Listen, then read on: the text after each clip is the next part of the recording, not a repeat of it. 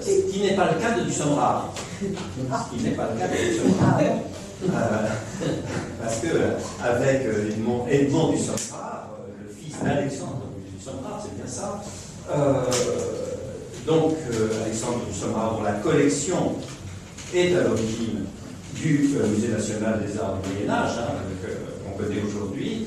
Au fond, avec Edmond, qui est le fils d'Alexandre, on touche à un autre type de collectionneur, véritablement, qui est le collectionneur conservateur. Ouais. Avec Edmond, oui, avec et déjà Edmond, avec oui. Alexandre, puisqu'Alexandre fait visiter son musée, le visiteur qui pratique son musée, notamment après l'installation, qui intervient assez tard dans sa vie, dans l'hôtel de Cluny. Alexandre fait déjà visiter son musée privé, qui est qualifié musée par ses visiteurs, mais le musée en tant qu'institution publique, passage du privé au public, cela se fait par un guide maternel, puisqu'Adélaïde, la veuve, accepte la création du musée de Cluny n'est pas naturelle, aux yeux des instances politiques de l'époque. Il existe déjà, notamment, dit-on, le musée des Invalides, qui est comparé, on ne sait pas pourquoi, plutôt que préférentiellement au Louvre, et on se demande si c'est vraiment nécessaire de créer ce musée, tout ça est bien cher. Et donc, pour forcer un peu la décision avec l'appui de certains hommes politiques importants, par exemple Arago, cela se fait avec une négociation de la mère d'Edmond, la veuve d'Alexandre, qui accepte de baisser singulièrement le prix de l'ensemble de la collection de son époux en échange de recrutement de son fils comme conservateur. Alors l'hôtel, elle n'en était pas propriétaire, il était locataire.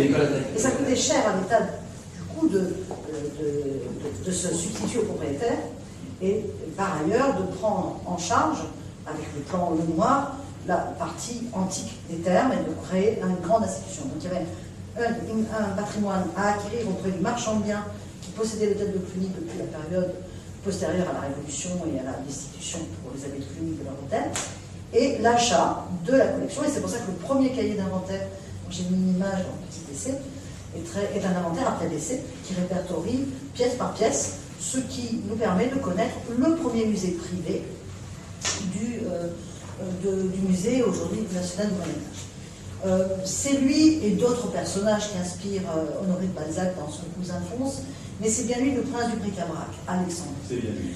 Et Edmond, en fait, a perdu son père très jeune, et adolescent, il a vécu auprès de ce père qui écrivait un ouvrage important, qualifiant sa passion frénétique pour l'histoire de France, et préférentiellement celle du Moyen-Âge et de la Renaissance, tout en étant une figure d'autodidacte. Donc c'est très émouvant d'ailleurs au musée de Cluny, dans nos archives, de voir ces petites recensions par ordre alphabétique de tout. Il prend des notes comme un élève, vraiment. Et Edmond a tout partagé avec son père. Il a partagé la poursuite de la collection tout en la faisant passer du privé au public. Ça, c'est la chose absolument extraordinaire. C'est l'angle d'attaque que j'ai voulu, à l'invitation d'Agnieszka, mettre en évidence. Ce n'est pas tant un article sur le début des collections, sinon il aurait fallu adjoindre des monuments historiques, puisque nous avions une double tutelle. Mais j'ai vraiment voulu investiguer, à l'invitation des organisatrices, cet aspect-là qui me semblait très intéressant. Oui, comment finalement, en continuant une collection personnelle, on crée une collection publique. Exactement, ça me semblait fascinant. Et une collection publique qui n'est pas à la mesure de ce que vous voyez aujourd'hui, puisqu'Edmond Dussomrard, pour ne pas prendre la parole trop longtemps, il a eu une chance extraordinaire, devenant jeune conservateur. Il a vécu très longtemps. 40 ans. Il a 40 ans d'exercice, jusqu'à sa mort en 1885. La complicité, la bienveillance du carnet d'adresses qu'avait constitué son père en tant que collectionneur et membre de la Cour des comptes, donc des gens très importants qui l'ont aidé, qui l'ont guidé, qui l'ont permis des acquisitions, mais au-delà de ça, un vrai regard. Et une passion partagée avec son père pour quelques collections qu'il singularise pour le musée de Cluny, mais où on sent que ça aurait pu être sa collection personnelle. Je parle des arts du feu, qui sont une des singularités du musée de Cluny. Et les tapisseries sur le tard, taraudées par Prosper Mérimée. Il achète certains des ensembles qui nous sont si précieux aujourd'hui, à savoir évidemment la tenture de Saint-Étienne, et puis la Dame à la licorne, qui est repérée 30 ans, et j'avais terminé, j'avançais chronologiquement, mais David et Belsabé, et on pourrait même adjoindre la tenture de la vie seigneuriale, qui sont 4 ensemble, qu'il achète plutôt sur la fin de son mandat. Il est bien évident que, et je terminerai par là pour laisser les questions aux autres, il est bien évident que cette figure de conservateur, telle qu'on peut la connaître, maintenant j'ai presque l'impression de me mettre dans ses pas, tellement j'ai travaillé sur ses acquisitions, C'est ça aussi que parfois que c'est ce qu'on appelle le récollement, vraiment une collection par cœur, du pragmatique au plus positif.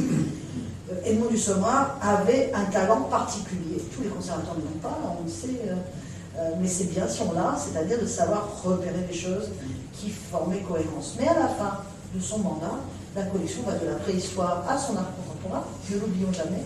Aujourd'hui, ce sont nos dépositaires qui s'en rendent compte. J'aime bien montrer la carte de France où il y a tous les objets d'Edmond, parce qu'après lui, la figure scientifique d'Alfred Darcel commence à couper en amont et en aval. Oui. Et pour prendre la mesure du fait qu'il était quand même resté jusqu'au bout, jusqu'en 1885, le fils d'un père du bric-à-brac, lui décédé en 1839, il faut quand même prendre la mesure de ce qu'était la collection d'Edmond, qui n'est pas exactement celle que nous connaissons aujourd'hui dans le thème du public. Donc c'est un peu faux d'imaginer que, en fréquentant la collection constituée par Edmond du Sommerard dans le cadre du musée de Cluny, on arrive à faire un voyage dans le temps ou un voyage dans l'espace. C'est pas une façon de se dépayser, de dire ça y est, je me transporte au XIVe siècle, ça y est, je me transporte chez les Ottoniens. Non. Non. Non.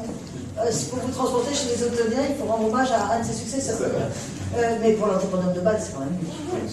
Oui, mais est-ce que vous pensez que dans la collection, il y a un effet de dépaysement? C'est-à-dire en fait que la collection est constituée pour vous emmener ailleurs, pour dire aux visiteurs, voyez, vous êtes ici aujourd'hui, maintenant, et si vous venez chez moi, vous serez ailleurs, dans un autre temps, dans un autre espace. La réponse est vraiment oui, et c'était déjà l'idée de son père, le voyage dans le temps, parce qu'ils étaient amoureux de l'histoire, c'était ce narratif, il s'agissait vraiment d'un récit, au travers de l'objet. C'est pour ça qu'ils achètent, qu'Alexandre achète le lit supposément de François Ier, le verre supposément d'Anne de Bretagne, parce que les objets doivent raconter une histoire, on le sent très bien. Mais ça, c'est la même démarche que Revoil, par exemple. Exactement, c'est la démarche de Revoil. Et je terminerai simplement en vous disant que cette idée aussi du contenant et du contenu est pleinement leur.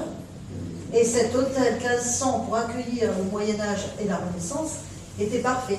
Et finalement, les successeurs qui ont une action plus scientifique, qui resserrent le propos, restent fidèles jusqu'à ce que, sous l'initiative géniale, il faut bien le dire, pour le confort des collections et des visiteurs, de séparer les deux, qui revient à l'ère de Brandebourg, c'est à ce moment-là... Donc Francis Salé, je parle de la création du château de Pécoin. Voilà. Et donc en fait, jusque-là, on était resté comme dans une situation de transition du Moyen-Âge à la Renaissance, qui abolissait les frontières entre les deux périodes. Alors après, on peut considérer que la création du château d'Écouen et du musée national de la Renaissance a été formidable, pour plein de raisons, notamment l'épanouissement des deux collections. Mais c'est vrai que le lieu choisi par Alexandre, dont il avait rêvé en passant devant, lui qui était très à l'étroit dans son appartement près de la Bourse, était un lieu parfait. Un hôtel 1500, à la fois encore médiéval et déjà avec les premiers exemples de la Renaissance à Paris, entre cour et jardin, la galerie, l'escalier en saillie. C'était un hôtel parfait pour être finalement à l'image d'une chose qui me plaît le plus dans l'histoire de l'art, qui veut dire qu'il n'y a pas de rupture entre les périodes, mais des transitions. C'était l'écrin parfait. Écoutez, merci, mais donc je pense qu'il y a deux points qu'on va pouvoir aborder avec vous directement, Mercedes Velay, parce que, en fait, d'un côté, vous avez mis le doigt sur la question de la céramque, qui est vraiment l'objet chéri